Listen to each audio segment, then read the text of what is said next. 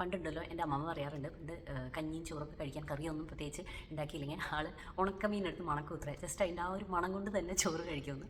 Actually അങ്ങനെ ഒരു അവസ്ഥയിലാണ്. മണം കൊണ്ട് മാത്രം എൻ്റെ വായിലിങ്ങനെ വെള്ളം വന്നുകൊണ്ടിരിക്കുകയാണ്. ഇന്ന് നമ്മൾ പരിചയപ്പെട്ടത് നമ്മുടെ നെഫ്ലൈഫ് ബ്രാൻഡിൻ്റെ ടാങ്. ഇത് ഉണക്ക മാന്തൽ ചമ്മന്തിപ്പൊടിയാണ്. എനിക്ക് പൊതുവേ ഉണക്കമീൻ എല്ലാം ഭയങ്കര ഇഷ്ടമാണ്. പ്രത്യേകിച്ച് മാന്തലിനോടൊരു ചായ കൂടുതലുണ്ട്.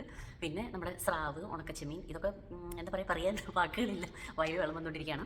അപ്പോൾ ഇത് വന്നിരിക്കുന്നത് നമ്മുടെ നെഫ്ലൈഫ് ബ്രാൻഡിൽ നിന്നാണ്. ഉണക്കമീൻ പൊടിച്ച് മസാലകളൊക്കെ കൂടി ചേർത്തിട്ട് തേങ്ങ ഇട്ടിട്ടാണ് ഈ ചമ്മന്തിപ്പൊടി ചെയ്തേക്കുന്നത്. ചിലർ തേങ്ങ ഇല്ലാതെയും ചെയ്യും, അതിന് ഷെൽഫ് ലൈഫ് കൂടും. ഇത് തേങ്ങ ചേർത്തുകൊണ്ട് ആൾ പ്രത്യേകം ഇത്ര സമയം, 1 മാസമൊക്കെയാണ് ഇതിൻ്റെ ടൈം. അതും ഫ്രിഡ്ജിൽ വെക്കുന്നതാണ് കേട്ടോ നല്ലത്.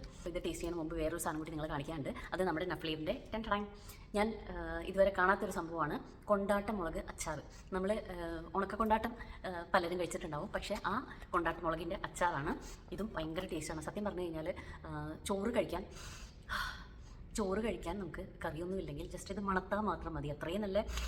അപ്പോൾ കൂട്ടി കുഴച്ച് കഴിക്കുന്ന ടേസ്റ്റ് നിങ്ങൾക്ക് ഊഹിക്കാമല്ലോ. അതിനകത്ത് ചേർക്കുന്ന സ്പൈസസ് ആൾ തന്നെ വാങ്ങി കഴുകി ഉണക്കി പൊടിച്ച് നല്ലെണ്ണയിലാണ് ഈ അച്ചാർ ഉണ്ടാക്കുന്നത്. അതും ഒരുപാട് ക്വാണ്ടിറ്റി ഒന്നും ഉണ്ടാക്കി വെക്കാറില്ല, ഓർഡർ അനുസരിച്ച് അപ്പം ഉണ്ടാക്കിയാണ് കൊടുക്കുന്നത്. അത്യാവശ്യം നല്ല വലിപ്പമുള്ള മുളകാണ്, ഭയങ്കര ടേസ്റ്റാണ്. അപ്പം ഞാൻ ചോറിൻ്റെ കൂടെ കഴിച്ച് കാണിക്കാം. അപ്പം നമ്മൾ കുറച്ച് ചോറെടുക്കുന്നു, കുറച്ച് ചമ്മന്തിപ്പൊടി ഇങ്ങനെ എടുക്കുന്നു. അയ്യോ എൻ്റെ വായിൽ വെള്ളം വരും. ഇത് നമ്മളിങ്ങനെ മിക്സ് ചെയ്ത്,